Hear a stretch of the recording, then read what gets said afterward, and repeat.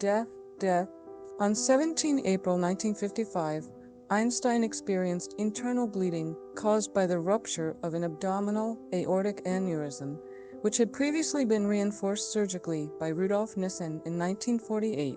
He took the draft of a speech he was preparing for a television appearance commemorating the State of Israel's 7th anniversary with him to the hospital, but he did not live to complete it.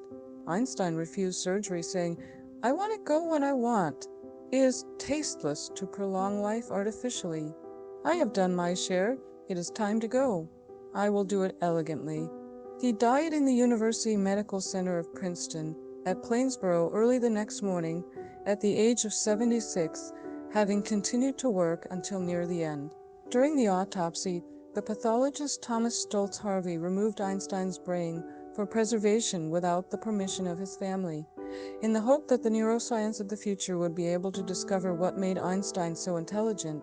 Einstein's remains were cremated in Trenton, New Jersey, and his ashes were scattered at an undisclosed location.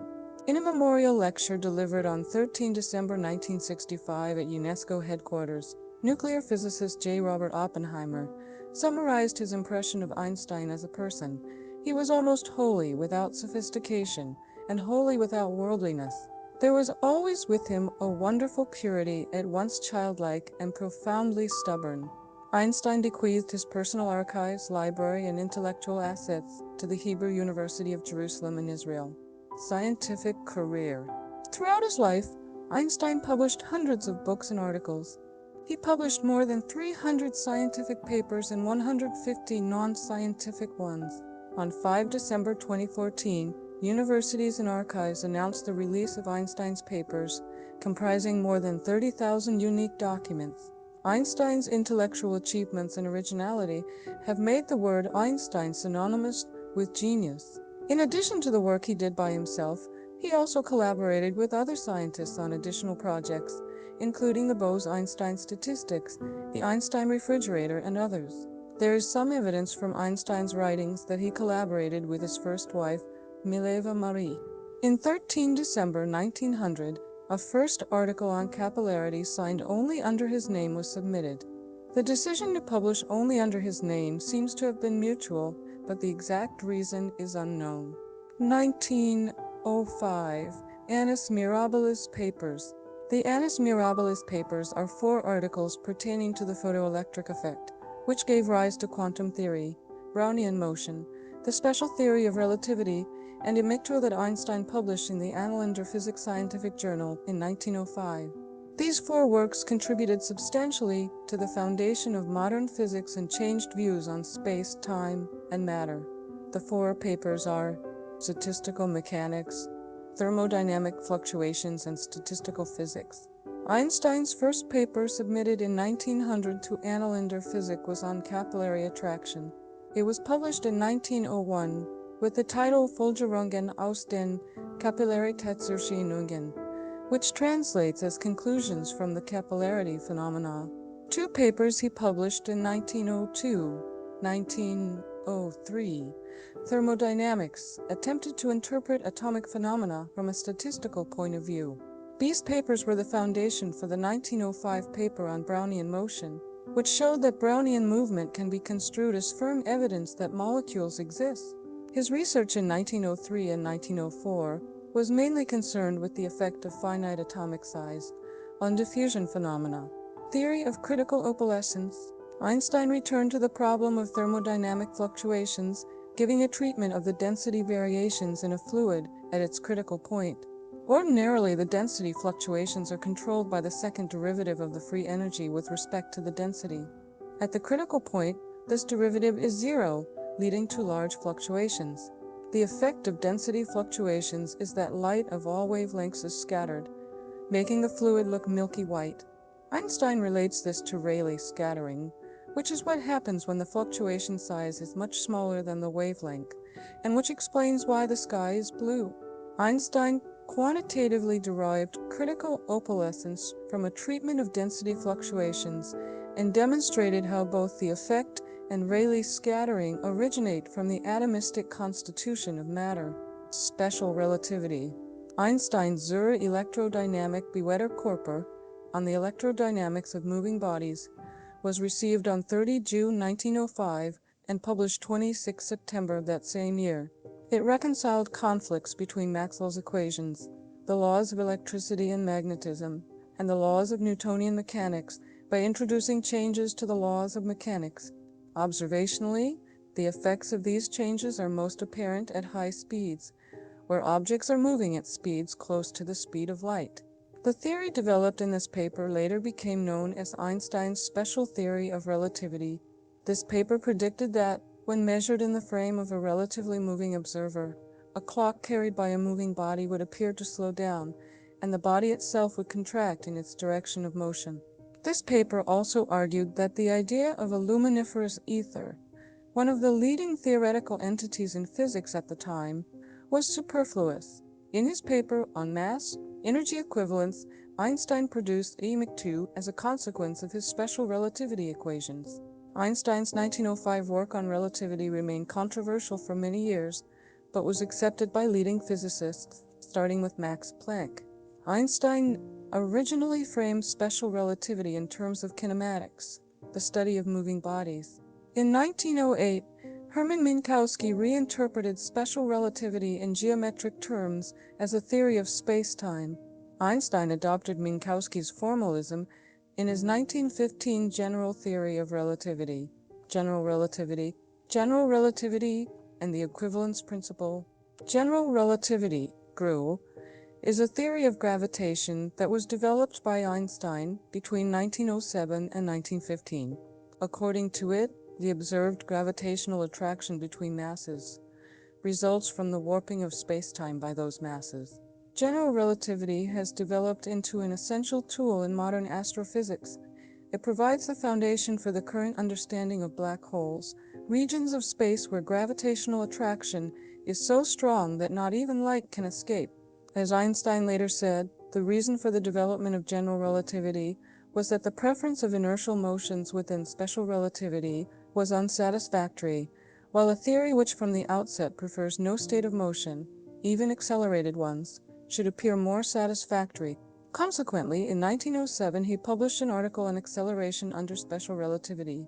In that article, titled On the Relativity Principle and the Conclusions Drawn from It, he argued that free fall is really inertial motion, and that for a free-falling observer, the rules of special relativity must apply.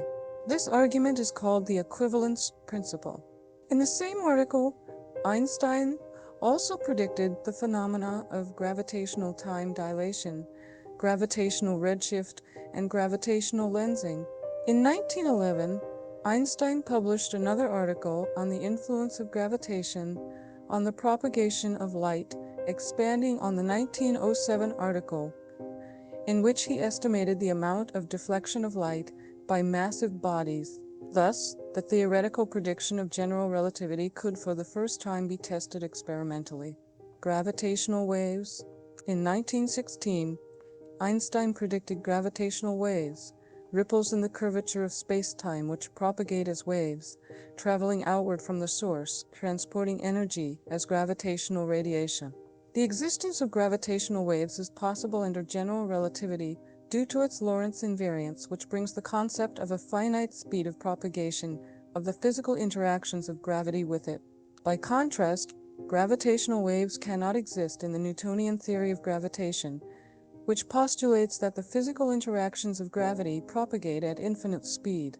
The first indirect detection of gravitational waves came in the 1970s through observation of a pair of closely orbiting neutron stars, sister by 1913 and 16. The explanation for the decay in their orbital period was that they were emitting gravitational waves. Einstein's prediction was confirmed on 11 February 2016, when researchers at LIGO published the first observation of gravitational waves detected on Earth on 14 September 2015, nearly 100 years after the prediction. Whole argument and N-dwarf theory. While developing general relativity, Einstein became confused about the gauge invariance in the theory. He formulated an argument that led him to conclude that a general relativistic field theory is impossible. He gave up looking for fully generally covariant tensor equations and searched for equations that would be invariant under general linear transformations only. In June 1913, the Antwerp drafts theory was the result of these investigations. As its name suggests, it was a sketch of a theory, less elegant and more difficult than general relativity, with the equations of motion supplemented by additional gauge-fixing conditions. After more than 2 years of intensive work, Einstein realized that the whole argument was mistaken and abandoned the theory in November 1915. Physical cosmology. In 1917, Einstein applied the general theory of relativity to the structure of the universe as a whole. He discovered that the general field equations predicted a universe that was dynamic, either contracting or expanding. As observational evidence for a dynamic universe was lacking at the time, Einstein introduced a new term, the cosmological constant, into the field equations in order to allow the theory to predict a static universe. The modified field equations predicted a static universe of closed curvature in accordance with Einstein's understanding of Mach's principle in these years. This model became known as the Einstein world or Einstein's static universe. Following the discovery of the recession of the galaxies by Edwin Hubble in 1929, Einstein abandoned his static model of the universe and proposed two dynamic models of the cosmos, the Friedmann-Einstein universe of 1931 and the Einstein-de Sitter universe of 1932. In each of these models, Einstein discarded the cosmological constant, claiming that it was in any case theoretically unsatisfactory.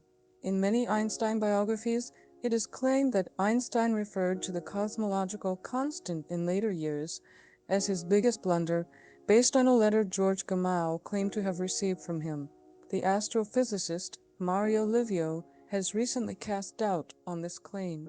In late 2013, a team led by the Irish physicist Cormac O'Rafferty discovered evidence that shortly after learning of Hubble's observations of the recession of the galaxies, Einstein considered a steady-state model of the universe. In a hitherto overlooked manuscript, apparently written in early 1931, Einstein explored a model of the expanding universe in which the density of matter remains constant due to a continuous creation of matter, a process that he associated with the cosmological constant. As he stated in the paper in what follows, I would like to draw attention to a solution to equation 1 that can account for Hubble's sick facts, and in which the density is constant over time. For the density to remain constant, new particles of matter must be continually formed in the volume from space. It thus appears that Einstein considered a steady-state model of the expanding universe many years before Hoyle, Bondi, and Gould. However, Einstein's steady-state model contained a fundamental flaw, and he quickly abandoned the idea. Energy-momentum pseudotensor. General relativity includes a dynamical space-time, so it is difficult to see how to identify the conserved energy and momentum.